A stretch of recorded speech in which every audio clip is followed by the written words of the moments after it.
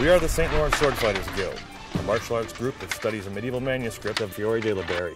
He was commissioned to create a manuscript to help teach knights how to fight with a variety of weapons on the battlefield and in tournaments in a time when mercenaries, professional soldiers, were dominant on the battlefield.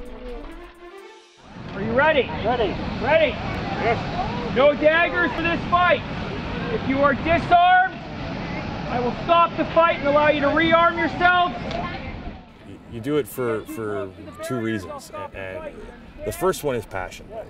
You have to love it. We draw two different kinds of people who are really interested in history and people who are really interested in martial arts.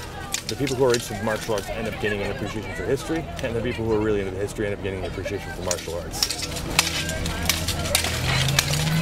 When we do demonstrations, we like to show two different kinds of sword fights. And the first kind is what we call a long sword fight. And that means sword fight is two hands at long range. We restrict ourselves keeping at distance to engage each other with cuts and covers and countercuts, chopping straight down into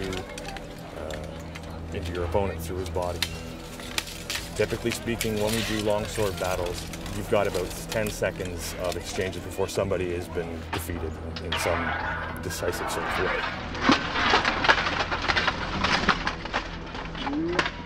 When we do these demonstrations, nothing is choreographed. We have our skills and our abilities.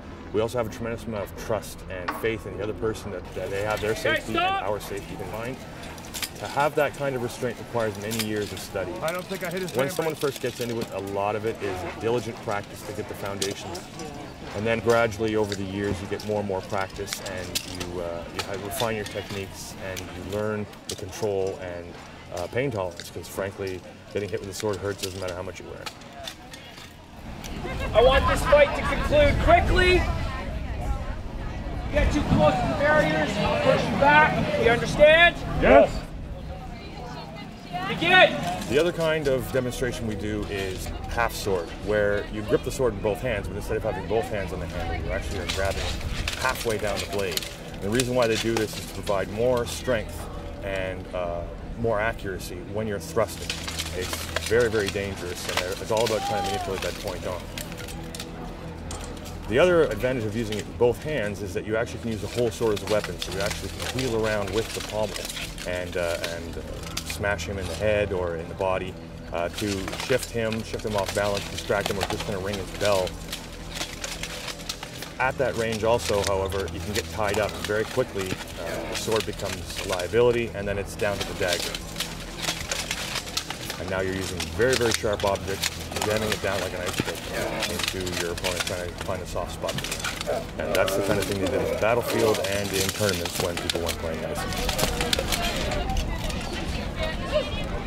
Okay, we have a winner!